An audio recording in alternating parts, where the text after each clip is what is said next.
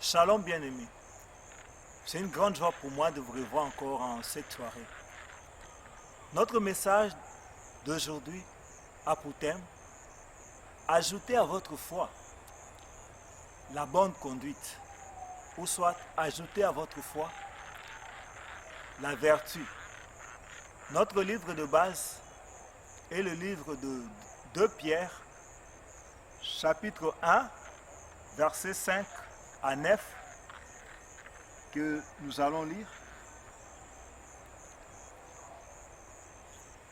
À cause de cela même, faites tous vos efforts pour joindre à votre foi la vertu, à la vertu, la science, ou soit la connaissance, à la science, la tempérance, à la tempérance, la patience, à la patience, la piété, à la piété, l'amour fraternel, à l'amour fraternel,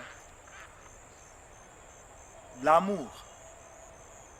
Car si ces choses sont en vous et ils sont avec abondance, elles ne vous laisseront point oisives ni stériles pour la connaissance de notre Seigneur Jésus-Christ.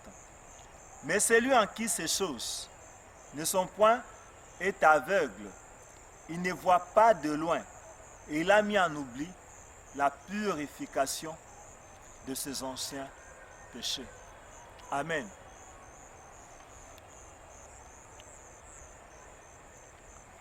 Seigneur, nous te recommandons ce moment. Parle-nous, enseigne-nous ta parole, purifie-nous par ta parole, transforme nos vies. Dispose nos cœurs à te soumettre à ta volonté. Au nom de Jésus. Amen. Amen. Comme je le disais, notre thème d'aujourd'hui, c'est ajouter à votre foi la vertu. Soit ajouter à votre foi la bonne conduite. Qu'est-ce que dans la vertu? C'est cette disposition ferme et constante de l'âme qui porte à faire le bien et à fuir le mal. Donc cette disposition ferme, constante, persévérante de l'âme qui porte à faire le bien et à fuir le mal. Dès l'instant où vous avez cru au Seigneur Jésus, c'est-à-dire vous l'avez accepté comme Seigneur et Sauveur, vous êtes devenu enfant de Dieu. Et en tant qu'enfant de Dieu, le royaume de Dieu a sa constitution. Et notre constitution, c'est la parole de Dieu, la Bible, qui nous montre la ligne de conduite à suivre. Par la parole de Dieu, Dieu nous enseigne comment marcher dans son royaume, comment marcher dans le chemin de la justice, comment marcher dans le chemin de la vie. C'est pourquoi il nous est demandé de faire tous nos efforts, c'est-à-dire de veiller à ajouter à notre foi, à cette foi que nous avons reçue, à cette foi que le Saint-Esprit a déposée en nous, cette foi qui nous permet d'avoir la vie éternelle en Christ, d'ajouter à cette foi-là la bonne conduite, d'ajouter à cette foi-là la vertu. Cela doit nous préoccuper de soigner notre témoignage par rapport à ceux du dehors, par rapport à ceux qui ne connaissent pas encore Dieu, par rapport à ceux qui ne connaissent pas encore le Seigneur. Notre témoignage doit réellement témoigner que nous sommes enfants de Dieu. Un enfant de Dieu, un chrétien, comme l'indique ce nom-là, c'est un comme Christ, une personne qui marche à la ressemblance du Seigneur Jésus.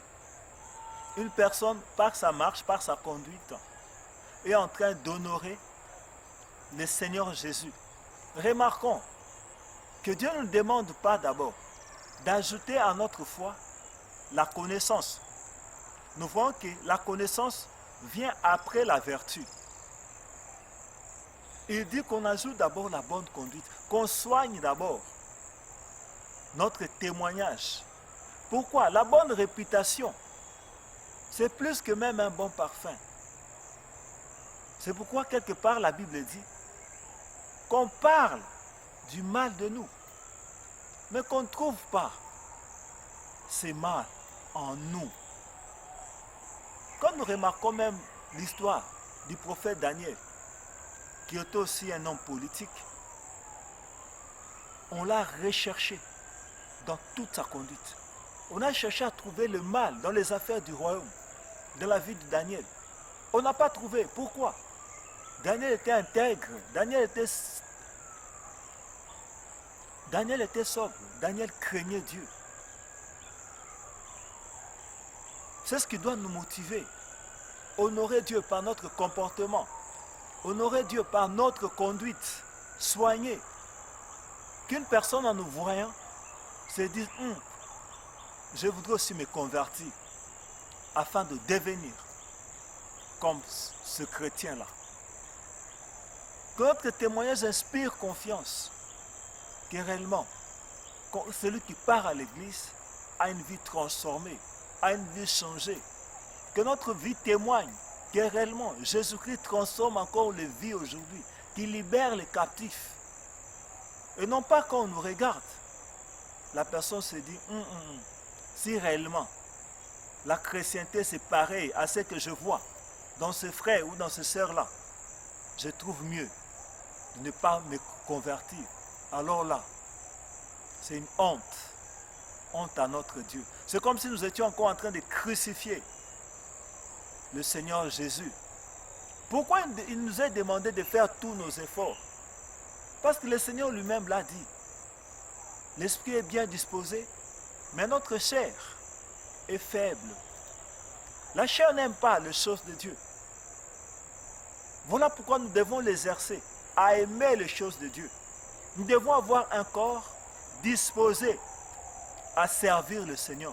Nous devons avoir un corps disposé à se soumettre à la loi divine. Ce n'est pas en vain que Paul dit, ne savez-vous pas que ceux qui courent dans le stade courent tous, mais qu'un seul remporte le prix? Courez de manière à les remporter. Ceux qui combattent s'imposent toute espèce d'abstinence. Ils le font pour une couronne corruptible, mais nous faisons-le pour une couronne incorruptible.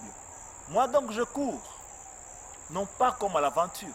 Je frappe, non pas comme battant l'air, mais je traite durement mon corps et je le tiens assujetti. Pourquoi? De peur d'être moi-même rejeté, après avoir prêché aux autres. 1 Corinthiens 9, 23 à 27. Et dans Proverbe 13, verset 4, la Bible nous dit, l'âme du paresseux a des désirs qui ne peut satisfaire, mais l'âme des hommes diligents sera rassasiée. Dieu veut des bosseurs. Dieu veut des gens qui prennent conscience que même par les témoignages, on peut gagner des âmes au Seigneur. Même par les témoignages, on peut changer la vie tout autour de nous, la vie de ceux qui nous entourent. Parce que les gens nous voient chrétiens, se disent non, celui-là, par sa conduite en tout cas, il est différent de nous. Il n'est pas comme nous. C'est un homme intègre, c'est un homme juste, c'est un homme chaste. Et cela fait la gloire de Dieu. Et que le Seigneur, en nous regardant marcher dans cette voie-là de la vérité, dans le chemin par lequel lui-même a marché, se sent honoré par nous, se sent honoré par notre conduite, se sent honoré. Il peut se taper la poitrine, comme on aime souvent le dire, que non, en tout cas, j'ai un enfant sur terre, sur qui je peux compter. Comme pouvait le dire de Job. Job, un homme juste et intègre. Alléluia. Et maintenant, à cette bonne conduite-là, c'est alors que Dieu nous demande maintenant d'ajouter la connaissance. c'est très important, c'est capital de soigner notre conduite. Fuyons l'impudicité. Quelque autre péché que peut commettre un homme se trouve en dehors de son corps. Mais celui qui se livre à l'impudicité pêche contre son propre corps. Ton corps, ou soit notre corps, est le temple du Saint-Esprit. On ne peut pas prendre ce corps qui est le temple du Saint-Esprit et en faire un membre d'une prostituée. Dieu nous le défend et ça déshonore l'Éternel. Prenons conscience de cette parole et marchons dans la vérité pure que le Seigneur nous a donnée. Pourquoi? Parce que le Dieu que nous servons était un Dieu saint. Le Dieu en qui nous avons cru était un Dieu saint. Et il nous recommande de marcher aussi dans la sainteté devant sa face. C'est possible par sa grâce. Pourquoi? Dans Jean 15, qu'est-ce que la parole de Dieu nous déclare? Le Seigneur nous dit, si vous portez beaucoup de fruits, le Seigneur va nous débarrasser, va nous émonder de branches mortes. C'est-à-dire, quand le Seigneur te voit faire ces pas-là, cet effort-là, lui-même va te débarrasser des autres branches mortes. Pourquoi? Parce que cette parole ici a la capacité de délivrer, de transformer, de changer. Il y a des voies que Dieu a données qui nous aident à la purification. Il y a la prière, il y a la méditation de la parole de Dieu, il y a le jeûne. Ça nous aide à nous purifier, à nous sanctifier, à nous rapprocher de Dieu, à détruire la puissance du mal en nous. Que Dieu vous bénisse. On peut prier. Seigneur, je te recommande ton peuple. Laisse que cette parole qui a été prêchée puisse porter du fruit dans la vie d'un chacun. Que tes enfants, Seigneur, ajoutent à leur foi la bonne conduite. Qu'ils ajoutent à leur foi la vertu, la crainte de Dieu, la vie de sainteté, la vie de l'intégrité, la vie de l'honnêteté, la vie de la chasteté. Et que ta gloire se manifeste au travers de leur vie. Seigneur, d'eux-mêmes, ils ne pourront pas. Laisse que la grâce du Saint-Esprit se répande sur chacun d'eux et que leur vie soit transformée. Au nom de Jésus. Amen. Si ce message vous a été bénéfique, n'oubliez pas de vous abonner à notre chaîne YouTube pour ne rater aucune de nos publications. Que Dieu vous bénisse et à la prochaine. C'était les serviteurs de Dieu, Rufin Bambalé, enseignant de la parole de Dieu. Ciao.